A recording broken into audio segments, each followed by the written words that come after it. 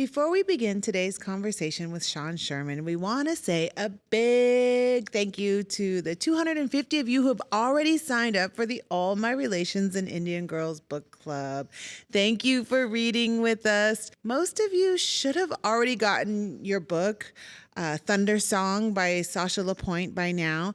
But if for some reason your book has not arrived, email us at allmyrelationspodcast@gmail.com and we'll help you to get that sorted out. For every copy of books purchased through us, we are going to donate to Indian Girls Book Club, helping to place free books into the hands of young Native readers across Turtle Island. Our first book club gathering is coming up soon. We'll be meeting Sunday, January 25th at 10 a.m., both in person here at Tidelands in Seattle, and we're going to have coffee and donuts.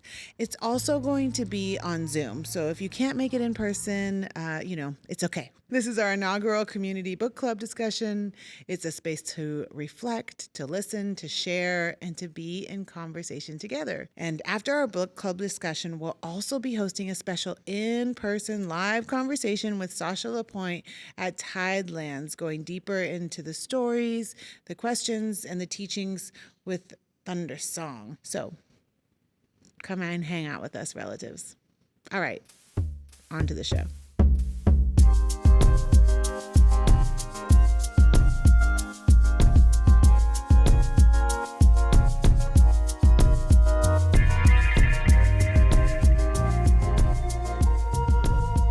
In Lashutsid, we say Tibakti Eshad, like acknowledging all our relatives. I wonder if you guys could just talk a bit about what that means to you. You know, for me, like I've always seen the deep connection to Indigenous diversity everywhere. Because when I started my path and realized what I wanted to do with Indigenous foods, it came from me just like taking some time and living in Mexico and trying to figure out next steps, but connecting with some of the Indigenous community down there, and just, having a revelation of what I needed to do in the North, which was figure out like what were the foods of my ancestry and why were they missing. So I've never seen just Native Americans as the situation. It's Indigenous peoples from everywhere, from North America, Central America, South America, Africa, India, Southeast Asia, Australia, New Zealand, Hawaii, and so forth. Like we're all deeply connected, and so much of our cultures have been greatly affected through colonization. We share the commonality of this trauma, but we also share the commonality of this deep connection to earth, to planet, to the foods and the plants and the animals, and to our cultures and to our traditions. It all makes sense growing up Lakota and understanding how we are all connected anyways, but through food, I see that connection so deeply.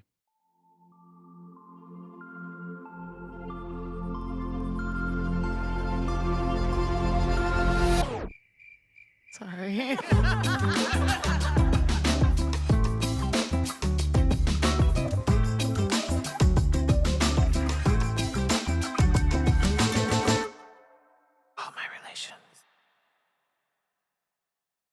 Welcome back to All My Relations. I'm Matika Wilbur. I'm from the Swinomish and Tulalip tribes. I'm Stahobj and Swadobj. I'm grateful to be here today podcasting with all of you. Hi, everyone. This is Temris Lane Khalitia from the Lummi Nation, the Golden Eagle Clan. I'm a mother. I'm a communication strategist. I am a podcast host along with Matika here on All My Relations. And today we are joined by Sean Sherman and Kate Nelson to talk about your new book, Turtle Island. Welcome to the show, Sean. Thanks for having us. Thank you so much. Introduce yourselves to our listeners. Sure. Sean Sherman. I grew up on Pine Ridge Reservation. I'm enrolled with Oglala Lakota. I did high school and college in the Black Hills, and I currently live in Minneapolis, the land of Dakota, Anishinaabe, and Prince.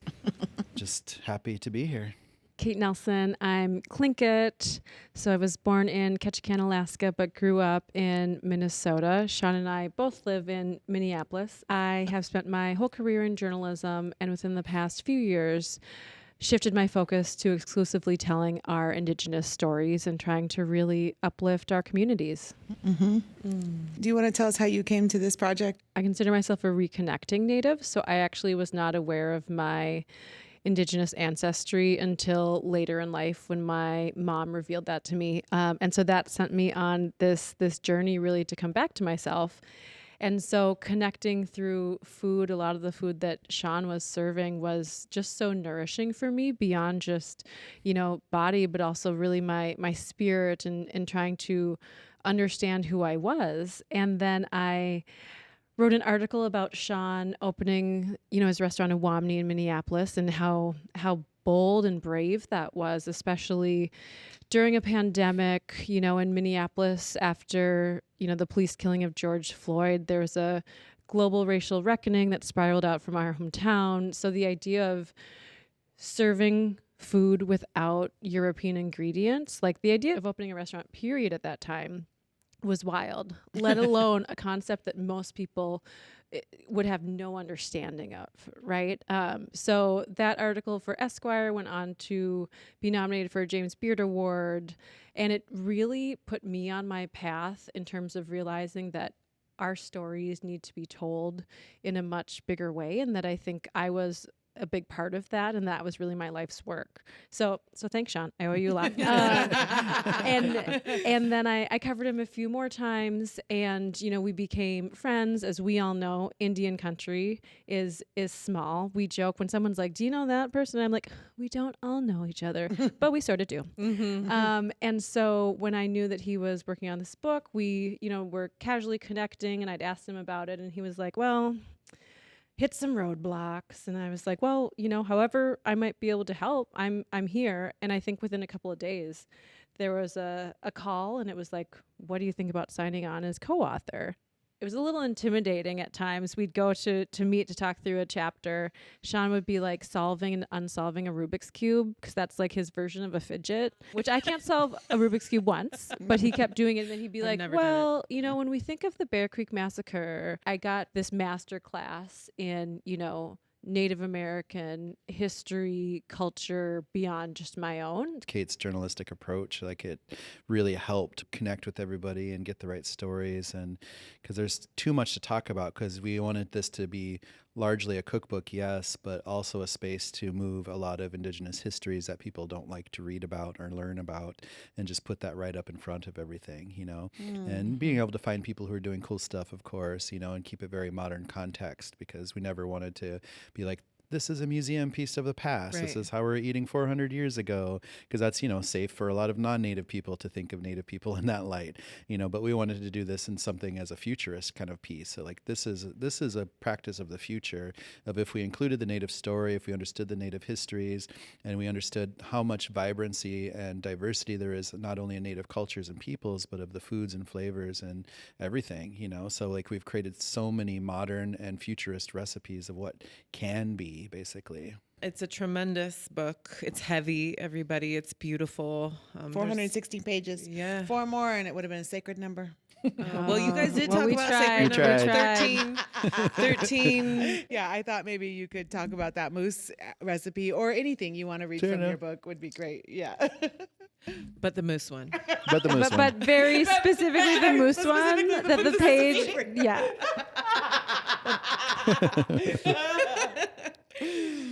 And so you want me to read through like the whole recipe? No, I just want you like to talk the about the first recipe or something. Teaspoon? No. 1 teaspoon.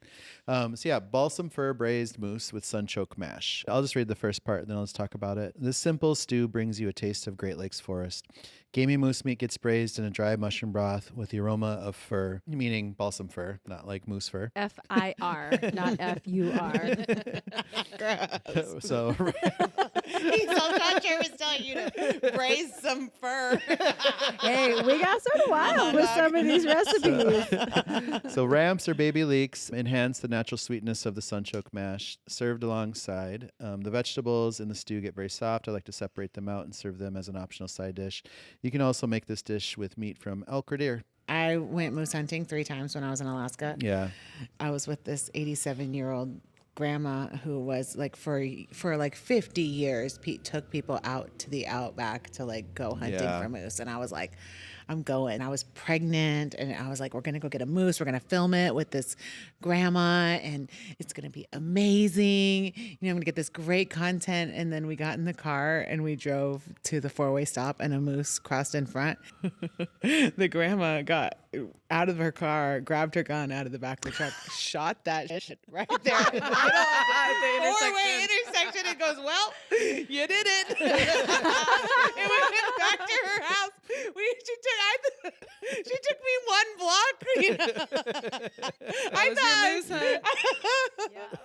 like, I'm gonna go out into I'm gonna wear my camo. Yeah, That was like the most. I had like this like emotional expectation for She's a like, moose. that's it right here. There you go.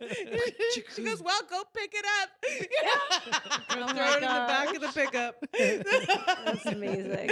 And so then I learned to, do all the things with the moose. But talk about that moose recipe. Yeah. Letting that meat that can be tough and gamey just like slow cook for the long time, especially in the foresty areas. We just use a ton of those conifers in the cooking because that puts a lot of nutrients and vitamin C and everything into the dishes also. At the same time, just gives it so much flavor profile and literally tastes like you're walking through the forest. Yeah, when Valerie took us out to harvest, because we do her show, Old Growth Table, and she was, off the Douglas fir tip, she was like just eating it right off the tree. We were Yeah. like, what are you doing? Yeah. The little Especially in the baby spring. ones, Like a little reindeer. Yeah, the because if little you get the spring tender tips, ones, a lot of the they're so conifers yummy. kind of tastes like pine sol if you want to go in that direction. It really But does. it's like lemon and pine a little bit together. Yeah. But that's what it tastes like. It's like a citrusy pine, Yeah. So I think it's just so cool flavor. Yeah. And then you can just chop it right up and sprinkle it on fish or do whatever you want to with it. Yeah. I do think it's interesting as you were describing that you said that it takes this gamey meat, right? And I think that there can be a negative connotation around the word gamey because we're so used to now the meat that we tend to consume, like ground beef, chicken breast, things like that. It tastes like nothing, especially those commercial versions. Whereas like food's supposed to be flavorful, especially when you look at like your moose that you hunted in Alaska. But the idea is that, you're going to be consuming the nutrients that animal you harvested consumed. There's an important sort of shift of thought that like gamey doesn't need to be bad or like let's cook the flavor out of it. It's like let's bring that flavor forward but balance it out. I can't get down with duck, though. I mean, I just Oh, saw beaver really? tacos Okay. in here. Beaver tacos? Beaver tacos. Yeah. I mean, that's like It brings up a whole different idea for me. Tamara's, why are you talking about your beaver taco? And we do have one X-rated chapter. we stay on topic. Why didn't I think of that? Let me say What's it to the Matika. illustration? Let me see it. There it is. Yep. It's the centerfold, It's deeper in the book. We hit it in there. Oh my gosh. Is there something you would like to talk about? Maybe like some muktuk, since you're Tlingit, or Sure. seal oil, perhaps? One thing that for me, Matika, to your notion of like our colonized palates, there are certain foods that for me really have felt like home. Like all of a sudden I was like, oh, no wonder I love salmon so much, or like every type of berry. That said, the first time I had muktuk, I was like, oh, okay. Just from what we're used to in terms of like certain textures. So chewy. Yeah. I used to chew it for so long. I'm like, I'm gonna my crown is gonna fall out. Dog. You're like, my jaw is sore. What It's do I really do? intense. And I think too, though, for people who are fortunate enough to be able to travel across the world, when we go to other countries and maybe experience their delicacies that are not like ours here in America, there's a certain level of like grace and respect that's shown of like, ooh, well, that's not a texture I'm used to, but I'm going to eat it because I know that that's what I'm going to do to embrace this community. And it's interesting that we don't necessarily feel that way about like our own Indigenous communities here. It's a part of learning more, who we are. There also are people who are like, had muktuk once, never eating again, right? So Matika raises her hand. So I think that's part of it too. And again, it's not militant of like, thou shalt eat all the indigenous foods and will love it. It's more the idea of, well, how do we explore and embrace these foods that are beyond, like the standard American diet, which has become pretty sad. Like that's the acronym, right? Standard American diet. And, a lot of this is just the attempt to start to normalize seeing more indigenous foods out there, more indigenous food operations, more indigenous chefs, everything, because we want people to have access to Native American food from Native American people and to really be thinking, forward thinking, like be in the future, think about what's going to be best to break free from the confines of all of this poverty that's been pushed onto us. Imagining and otherwise, as we say, as this podcast, we say like our job is to help our listeners and to create a pathway for our own people to imagine and otherwise. That's why I stay firmly rooted in saying what is now known as the United States, right? Because we remember a time before this was the United States and we can imagine a future beyond the United States. And I love that idea that food is the entree, that food helps people, it brings them in warmly and gently and sets them down at the table and says, here, let me tell you a little something that maybe is uncomfortable, but I'm also going to sweeten it because I'm going to feed you. Yeah. I think it's a really So indigenous. Yeah, it's a nice package. Absolutely. and the book really, it practices by being very bold and just removing colonial lines, so it just erases the Mexico border, for example, and blends in all of the indigeneity across that situation. And that's just such an important piece, I feel like, because like we, our own country demonizes people just because they're coming from that border and they're speaking Spanish. But English is also, a foreign language in Native America. And we just need to be aware of those pieces, right? Yeah. And you know what's ironic is that I'm a border tribe. I'm Lummi. And I literally didn't think of myself as a border tribe in the same way that I've thought of South American border tribe because south of the border is brown, but north of the border is white. Right. Well, and how we've been taught to think about it, right? And I think that even within our Native communities, that way of thinking, that colonized way of thinking can creep in because it's what we've been indoctrinated with. Yeah, and it's like literally been in the last 20 years of my life that I'm like, oh, I'm a border tribe too. And especially now, I was just telling my dad, I'm like, Dad, we should go apply for Canadian citizenship. Yeah. I think there are several border tribe individuals who have thought about that lately. I mean, because it's not like Canada has a better history with Indigenous peoples, but they're not currently under authoritarian regime. Absolutely. And I just feel like, for me, I've always seen so much Indigenous diversity in Mexico because I've traveled throughout Mexico a lot. And it's the same, there's just so much Indigenous and regional diversity all over Mexico, and people should really understand that. But, we've been taught to just like label everybody south of that border as Mexican, and it's just not the way. And you can tell just in their DNA that they're more Indigenous than they are European by far. Well, and it's also supposed to be a constitutional right. Written into the Constitution is the right for Indigenous people to travel freely on their lands. Yeah. And then it's been reinforced by treaty rights like the Jay Treaty. So we're supposed to be able to travel to our ancestral homelands. And so for me, it's everything that's happening with ICE, with what's happening with demonizing brown identity, with the Supreme Court deciding that, it's okay to racially profile, with the resurfacing of manifest destiny coming out of the White House, we are seeing this resurgence of like white pride and white supremacy and this idea that this is somehow a white place, which just isn't true. Exactly. Like the immigrant is the white person. Exactly. Yeah. If you're white, you are the immigrant. Absolutely. And nobody can be illegal on stolen land. It just doesn't make sense. Yeah, and I've just been using the terminology European immigrants a lot more because people have to remember that if they came from Europe, then they were immigrants. If their families came from Europe, then they were immigrants. And I think that's a really important piece to make because Indigenous peoples, like we've just been here for so long, and people try to white-splain our own histories to us all the time, but like, no, bro, like we've been here, like we have our ancestral lands. We actually know our own histories pretty well, as it turns out. I love it. Like no white-splainers, mansplainers, please, not allowed. I sat in this conference once at the National Conference on Race and Ethnicity, and it was a white woman teaching this thing about like, it was like for white women's tears. I can't remember what it was called, but it was like, how to get over your whiteness by a white woman for white women's tears. It was like really, it it was was like called her something audience was hysterical. right, And I was like, yeah. I'm going to go to this. I want to see this. I want to Yeah. see these white women cry. And so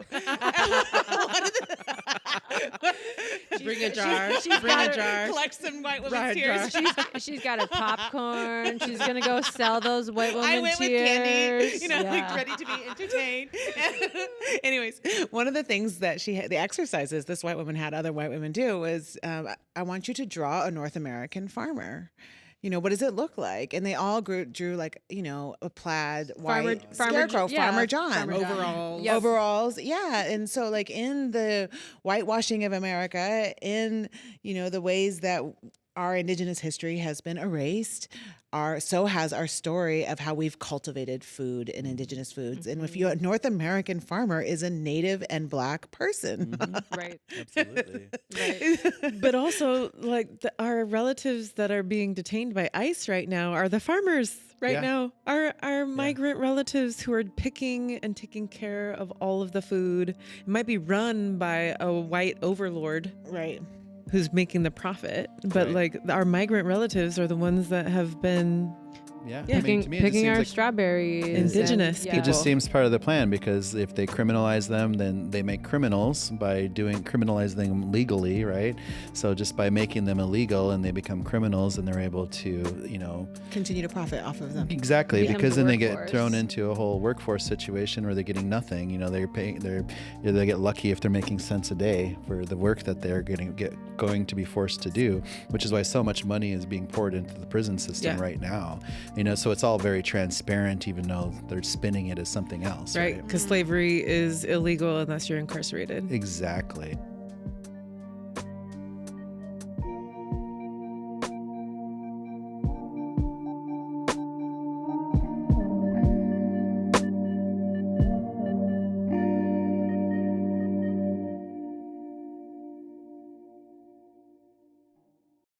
One of the things that I love from this book is you talk about, what about if we didn't use European ingredients? So much of the world's food base, has come from the Americas, with crops of corns and beans and chili peppers and tomatoes, of course, and potatoes and all these things that were from Indigenous peoples across the Americas, and they're so just like integrated into other cultures all over the planet nowadays, that you can't even remove them from their cultures, right? So like Ireland with potatoes, or most of Europe with potatoes in general, and Italy with tomatoes, and most of the world with chili peppers, and, most of the world with chocolate, for example. Like there's so much, but we should be very proud of these food pieces that came from the Americas that our Indigenous ancestors utilized and, and really adapted really well into everyday life. It's a part of so many of our creation stories. We're so deeply tied to a lot of these pieces, especially like tribes that come from corn culture, which is a massively widespread from Canada all the way into South America. And all of those cultures are so deeply tied to that particular piece, and there's so many different ways to look at it, so many different, religious pieces and mythological pieces, but just that connection, and that the rest of the world just never really created with the food pieces, And I think that's what's really beautiful about Indigenous peoples on the globe, is that we have this deep, deep connection to our foods because of the plants and how they grow and how we take care of the earth and everything. And we find that commonality everywhere.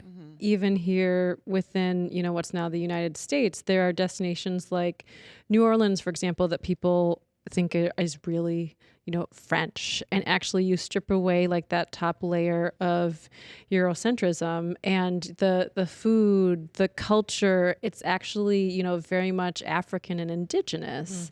And it doesn't take much to wipe off that top veneer of like, well, we're just going to paint this as European. And I think that's where you have this assumption of like, oh, well, I thought, tomatoes must have come from Europe because there's such a taking and an ownership of that in a way that erases, these deep histories within both Native and Black communities. And that's why New Orleans is so fun. Well, exactly. Of vibrant cultures. Yeah, I prefer to go to places that are Afro-Indigenous. That's Can I get some right. of that at 3 a.m.? That's amazing.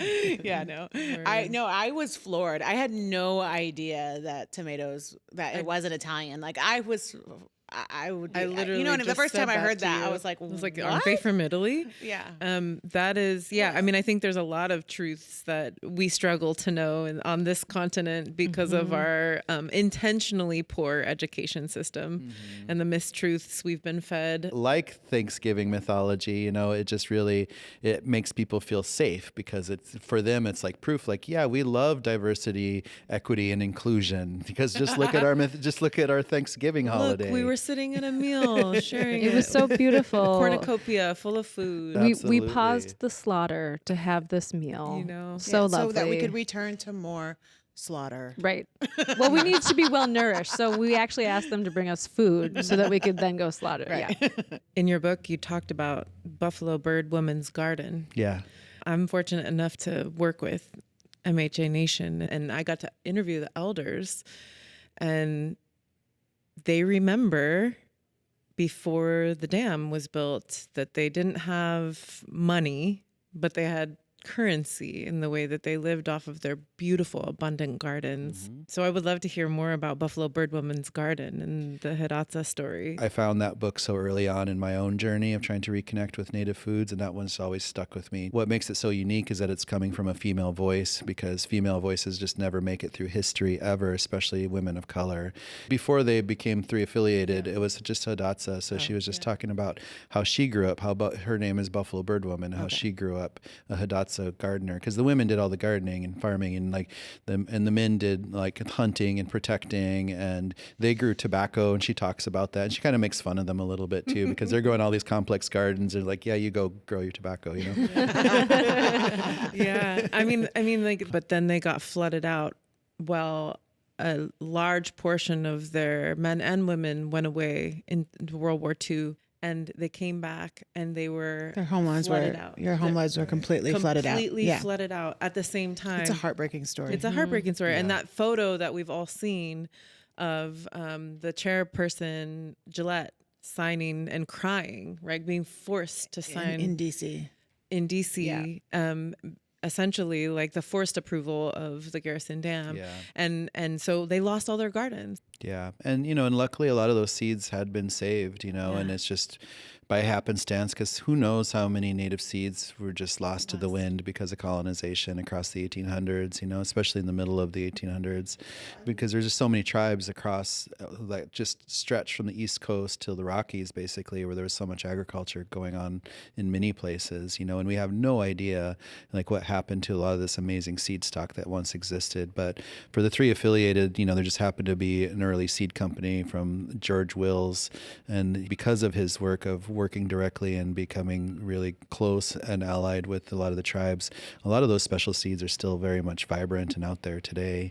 We should be very protective of the seeds that we still have left, so there's many seeds in the Northeast that still come out. A lot of the Northeastern tribes still have carried a lot of their seed stock throughout all of this pain and trauma, and in the Southwest there's still seeds, and here and there, like, there's been these native seeds that have been able to be resistant through all of this history and trauma that we were put through. And I just feel like, for me, the understanding that agricultural piece to Native Foodways was such an important piece and pillar to it all too. Totally. And I also just love the way that they spoke endearingly about their gardens. Yeah. Their gardens, Yeah. like their abundant gardens, as a different way of thinking, because in this era of modernity is agriculture, right? Absolutely. Like, and it's farming versus like their gardens. It's the relationality that you write so much about. When I was doing Project 562, I met all of these people that were seed keepers, and the stories of how they maintain those seed bundles are just, life-altering stories. Absolutely. And it's just, we have such that connection, and I know a lot of, heritage Black seed keepers out there too, and they have the similar stories of weaving seeds into their braids and things like that, just to be able to carry some of this heritage with them. So much of American food systems are developed from that Black and Indigenous experience, and bringing so much agricultural expertise that obviously the U.S. government and the people in charge at that time took advantage of to become a world power. Our stories are so interwoven, and because they were indigenous peoples from Africa just being forced into a new land, but carrying a lot of the similar connection to food and plants with them. And I hope this book does open up more doors for some of that. Like, how do we all come together? How can we all work together stronger? Because we all went through all this awful history and it's still pointed against us, and we should all be rising together really to become something way stronger.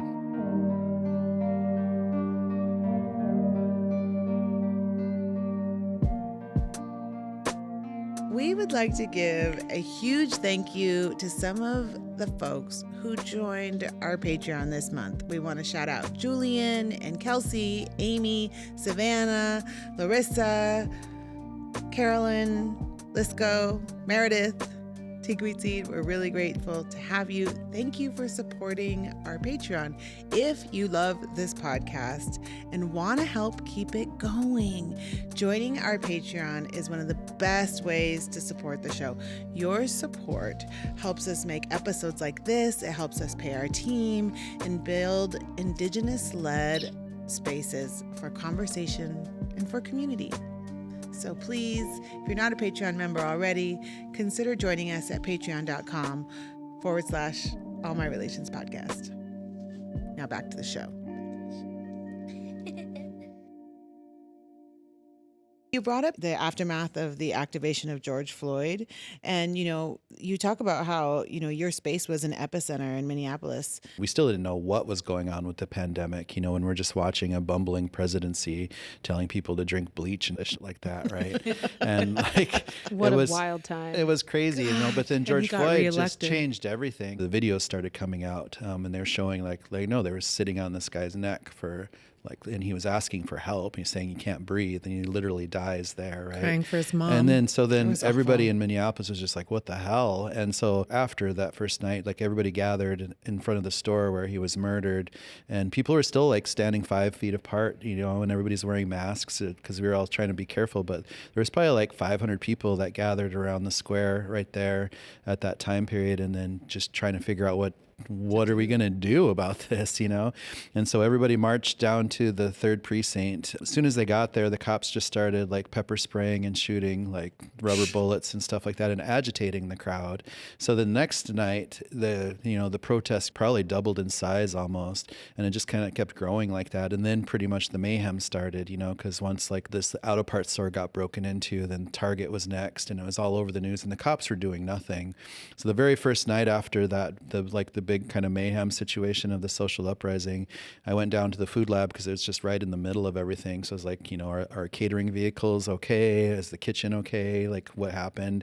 And luckily they didn't touch the building that we were in, but everything around it was in flames, and I'm just driving through the streets, kind of swerving through all of this trash and all of this broken windows and everything. And the cops had just surrounded their own precinct and just watched the city burn, and the fire department was trying to put out a fire at a time, but there was 50 of them going on. Oh my gosh. And there were still people up looting, and wandering through fires, and there's still cars on fire.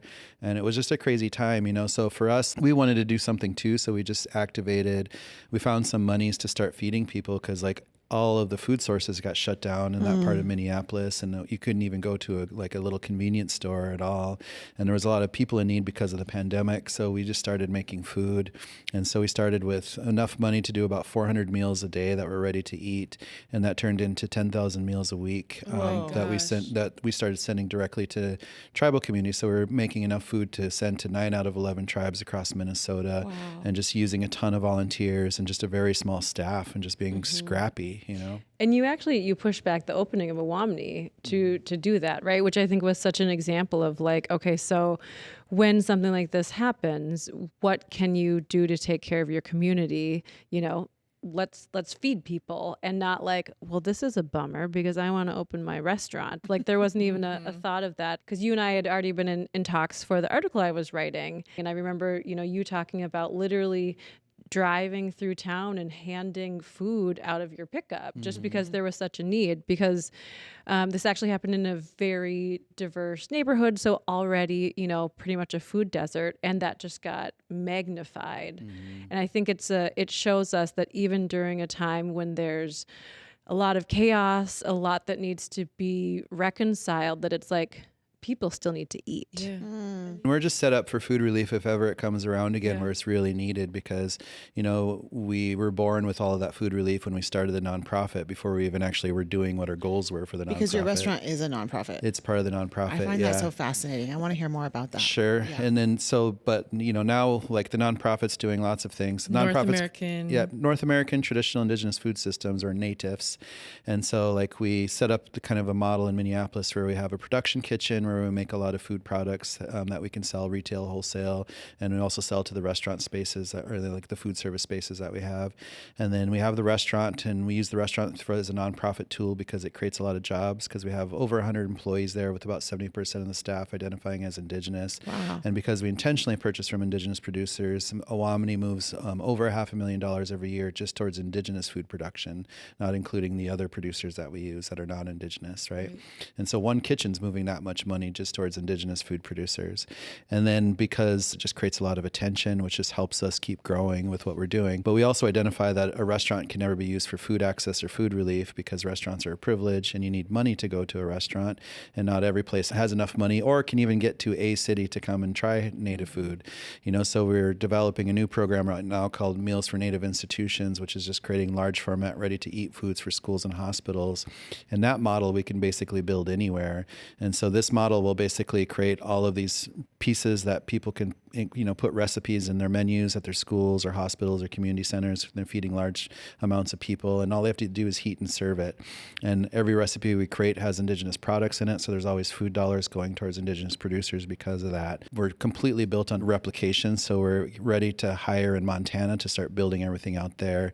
So we're looking for our first regional director in Montana who will build a team, and we'll do the same stuff, build that Meals for Native Institutions kitchen, which will be able to help get food out to all the tribes in that region. Cool. Steward the Indigenous knowledge through video work and just doing tons of videos of the tribes out that way. And then eventually opening up restaurants in kind of touristy places to tap into some of those white tourism dollars. Yeah, because the tourism stuff's very extractive, and they always bring their own histories, but they don't ever teach anything real about the areas, So we want to see more Native restaurants in those particular spaces, and we can work with tribal communities or other entities to help develop that, or we can just do it ourselves too if we need to, but we'd rather partner because we're just trying to be a support center for more healthy food operations out there, and just keeping that health of everything that we do. So following that philosophy of no dairy, no flour, no sugar, no beef, pork, chicken, and just highlighting it and regional Indigenous food products and cultures first through the food, and there's no reason to not have Native American restaurants in every single city at all. There's just zero reason for that. Here you are in Duwamish territory, or some would say Squamish territory. Or someone says Suquamish or Muckleshoot. I mean, it's up. Why aren't there any Native restaurants? Yeah. And it's very possible, and it's easy. I wouldn't say it's easy to do, but it's something that we can do. And it's something that we're, like for my nonprofit, that we're just trying to become a support center to support other people in that world so we can help them through. Because it's difficult. It's like very expensive to open up restaurants, and we just want to help people figure out how they source things, but also just help with the stuff that's not so fun, like the operational side. You need to know where your numbers at, where your food costs are, where your labor costs are at. Like those are all part of the game when it comes to running a business that has such a super, super tight net, Mm-hmm. Let's go back to what you said about not having flour, sugar, corn, dairy, beef, pork, chicken, beef, pork, chicken, ranch dressing. Gluten. And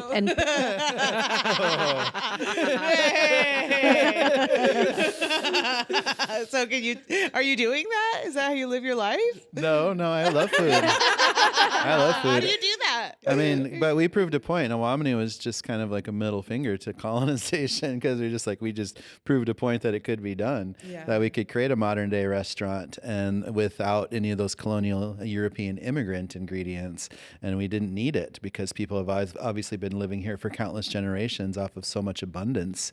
And so we're able to create constantly new menus all the time with all sorts of vibrant and wonderful and, cool pieces. Because there's so much plant and protein protein diversity on our menu compared to any typical menu. You know, you could like go to an entire mall and list out every like food, like plant and animal piece that's in every restaurant, and we're going to still like just be off the charts comparatively because we're just using so much wild food and native agriculture and heirloom pieces and so many different pieces of proteins and stuff like that. There's just like our foods are so healthy in that matter, and that's what that book explores. Like there's so much massive plant and protein diversity across that book, and we should really get those statistics one of these days. Right. Yeah.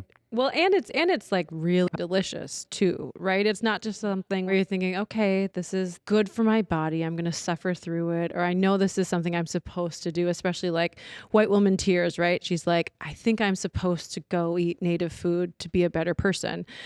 So many people, you know, I think you've talked about are pleasantly surprised at how delicious these ironically foreign ingredients are because, you know, we're so used to, you know, everything being so laden with gluten and dairy and sugar. And then we get back to these really naturally nourishing and tasty ingredients that are prepared in a way that is, you know, fairly simple. Like it doesn't need this really intense, you know, gastronomy. We're not doing like bacon. You're not doing bacon foam or something like that. And people are I'm so tired of foam. What can I say? So much foam. I go to the fancy Michelin star restaurants because I have to. I want to. Not I have to. I love it. But I'm tired of foam. Like I don't want any meat flavored foam instead of like a piece of meat. Well, if your food's just good, I'm pretty sure you don't have to like Use foamize foam. it. Yeah. You don't have to turn it into foam. You brought up foam. Well, it's hilarious. I mean, you talk about the pantry recipes. And you talk about wanting the reader to see the real craft and care of traditional ways of processing ingredients. Yeah, and I think that's a big part is just understanding like how wonderful and simple some of these pieces are that could help you build a really cool pantry where you don't just need the same stuff. You don't need to put cream and butter into everything. Oh, you know? I love butter. Yeah, it's good. Me too, and it's me just too. again like but You like really we're proving a do. point because the health aspect Yeah. of the food, of what happens to this food after we just follow the simple I mean, I'm like- concerned for my cholesterol in the future. Sure. Because, you know, Wamini, by proving that point of removing all that stuff and the entire restaurant's gluten-free, dairy-free, sugar-free, soy-free, pork-free, and it's like what every white fad diet's trying to get to, you know, and it just happens to be the indigenous diet of all of North America, the Americas in general. Yeah. And, you know, and it's just, there's so much to explore with that diet, you know, when it comes to utilizing more seasonal wild foods, understanding how to preserve things so you can have some of those flavors and nutritions and nutrients throughout the whole year once that season is over. Because some of these wild foods are just in season for like a 3-week period and then they're gone for the rest of the year, you know? If you were to imagine, how do we survive with seasonal foods? I mean, I think so much of it is dependent upon where you are, your connections. But what is the path? What do you see when you imagine this apocalypse that we kind of are living through again? I think that, you know, to envision like what would food sovereignty look like if we all work together, it has to be communal. Yes. Because that's how food systems worked for us as indigenous peoples in the past before colonization. They were very communal food systems. So everybody played a role in the food system, whether you're tending gardens, you're farming, you're tending the land for permacultural design things of just like food everywhere, right? And you're Fishing. berry bushes and nut trees and wild gingers and wild onions, whatever it might be, but tending the land to continue to, you know, give us that abundance, right? And taking care of it every year and understanding how all these plants work and when it's the right season to harvest and which parts to harvest and how to harvest so you're not decimating it. So you're making sure that things reseed and grow again for the next following year or whatever their life cycle might be.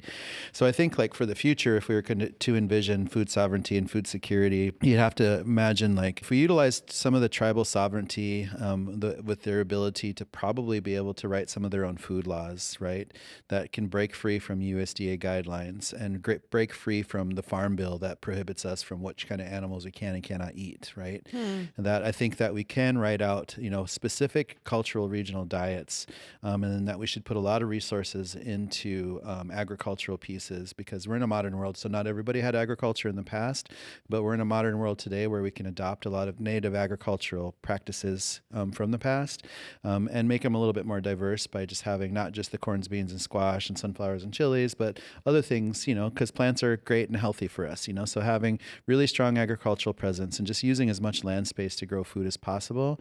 So lots of community gardens, lots of permacultural spaces where you're growing out, just putting food trees and food plants and food bushes everywhere you absolutely can. And then using that for education every year, because you can be teaching a new generation of kids every single year, and adults if you want to, of how to grow these foods, what the native names for all these plants are, the processes of doing this organically, and then using your community to tend these plants, to harvest these plants, and then investing in commercial kitchen spaces to process all of this stuff safely. And so you can create a massive amount of food pantry items, however you want to do it. If you want to pickle and jar, if you want to dehydrate, whatever you want to do, if you want to just freeze, like whatever it takes, but just being able to have the resources to create a huge abundance of food that one season and just a few acres could provide. So then we would have this massive pantry of things that we created within a single season. And if we had extras, then we could be trading with other communities that were growing different things, and if we all work together as Indian country, because we're all shattered apart on purpose, right? Right. Because, divide and conquer, that's always the number one situation. So that's why we're divided up all over the place as far as Indigenous communities go. But if we unified as Indigenous peoples, like we could work towards our own food security, not be reliant on government foods that make us sick, but create our own food sources that we could feed our own peoples and our own communities with. Then we can decide if we have surplus to trade with other peoples and go from there. But if anything ever came down to something really like where food security needs to happen, like the grocery stores are running out of foods, we would be food secure. And we can do that. That's a doable plan within a decade. Like you could make that happen within 10 years. Because it might take a few years to grow permacultural design, to get food trees and food plants to grow up big enough to start harvesting. But within a single decade, like we could turn like the reliance of government food systems around completely and just be self-reliant as a unified Indigenous America. Oh, then we have the most protected land left, right? For now. And now. But I guess the biggest battle is biodiverse. water. The biggest battle is water now coming up. You bring up two big things that I think about, though, like tribes having the capacity and the ability to rewrite the Farm Bill and to imagine and to exercise their sovereignty. I don't know if you've tried to bring a bill to tribal council lately. No, I mean, that's the problem. We need a new generation because people have just been the same old, the same kind of lobbying money's out there. People just fall into that. They don't want to shake the tree. They don't want to make changes. But if we're going to make change for positive, for future, like we have to be bold. We just have to do it. Like it has to be a revolution. It has to come together. And there's no reason for us not to be unified because we should have multiple voices in DC advocating for us from our own, and not, some white senator in North Dakota, being in charge of all of Indian country, right? Totally. we need to be able to elect and bring our own representatives to the table and throughout Congress, the House and the Senate when it comes down to it, because we should have special statuses as Indigenous peoples here. We were the first, There's a lot of things that we should definitely be pushing for to change because right now we just see things spinning. Well, we have to also be able to reform it within our own communities. Absolutely. And that's more what I'm thinking about. Like here in the Pacific Northwest, for instance, we have many commercial fishermen. We have tribal fishermen who go out and they sell most of our fish is going overseas, right? Mm-hmm. And so what stops us from buying our own fish, canning it, smoking it, drying it, and feeding our own people and having enough food to feed our own people? Well, commerce, capitalism. Right. And, we're deeply immersed in the system right now where we, have mortgages to pay. And so like there's medical bills. Yeah. So there's like a part of me that says yes to all those things. But then also when I try to imagine it practically, not having, flour or eggs or, breakfast sausage. It's hard for me to wrap my mind around. And it's hard for me to wrap around practically both in law and, in tribal politics and even in my everyday life. And then even frankly, when I eat many of these foods, I think I have a colonized palate, like when Val tries to get me to eat some of these bitter things like dandelion greens, I'm like, oh no, dog. No, like it's just not camas. It tastes slimy to me. So, it's hard like for, I gave my daughter camas and she goes, and she just like threw it up. I was like, oh no, she's only 3. She already has a colonized palate, So, I hear you. I'm with you. Yes. I'm a sovereigntist.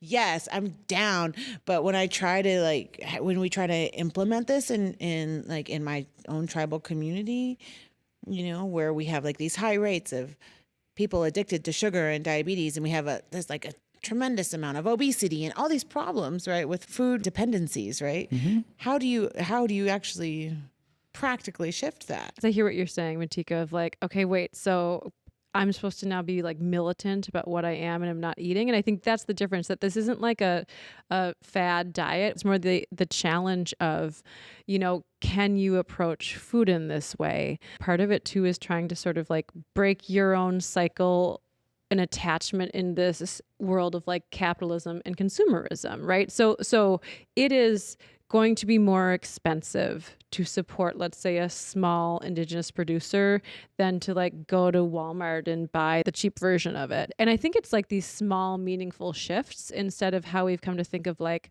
the only way to not eat gluten is to swear off it. And, as we've been on tour, someone was like, can I eat a burger in front of Sean? And it's not about like, thou shalt never eat European ingredients, but making these mindful choices in our personal lives, in our professional lives.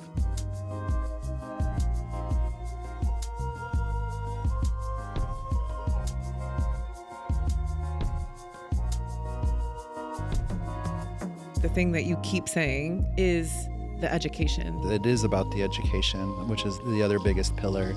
And so educational sovereignty is also a massive need for us because it's the power of taking education back.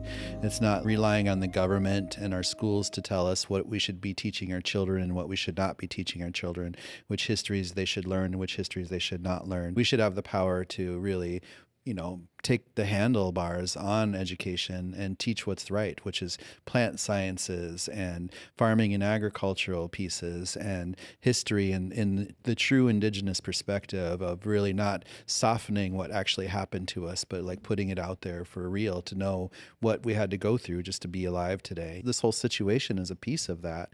It's of being able to tell true stories. It's of being able to push back against the Eurocentrism of everything, whether it's in academia or historical or archaeological or culinary, Well, that's exciting because maybe people can read this and think of this as a manifesto. That's what we Right. hope for. Totally. When have we had something that we can say to our own people, read this? Yeah. Since Vine Deloria, right? Sure. Yeah. I mean, there's a lot of great authors out there, and like we're just trying to do our part, of course, but this is something a little bit different because it's not just a cookbook, it's not just a history book, and it is part manifesto. It's part of vision of the Roadmap. future. So, Well, how can people follow your work? people can follow the nonprofit at natifs.org, and that's natifs.org. They can also just go to my personal website, which is just SeanSherman.com. What are some ways that you're telling the people to get involved? It's really like, how do we build something for everybody, and how do we all chip in something, So I feel like we need to completely change everying that we're doing. So no big deal. Easy call to action. No big deal. Just change So- everything. Change everything. So one small thing you can do right now, change everything. No problem. Yeah. But- You heard it. Just be bold. Don't support the billionaires. Don't support the fascists. Don't support the pedophiles. We have to like protect ourselves. Like, let's work towards food sovereignty. Let's work towards educational sovereignty. Yeah. Let's all do it together. Yeah, have boundaries, people. Don't support pedophiles. Jesus. I think that's the pretty simple takeaway. boundary. Jesus. Yeah. Two takeaways: change everything, and don't support the pedophiles. There we go. It shouldn't have to be said. The things we've laughed over today have been like so tragic, but also like so true, right? But yeah, and Sean, I think your work though shows the possibility of it because you've been doing this for a little over a decade, and change takes a lot of effort and a lot of time. But if you've been able to build this model in 10 years, I think it really provides hopefully inspiration, hope, optimism for what we all can do in big and small ways. Yes. Oh, Well, thank you so much. This has been such a fun Absolutely. conversation. Yes. Doksha. I'm Yeah. hungry. Thanks for having Well, us. don't think about eating any flour.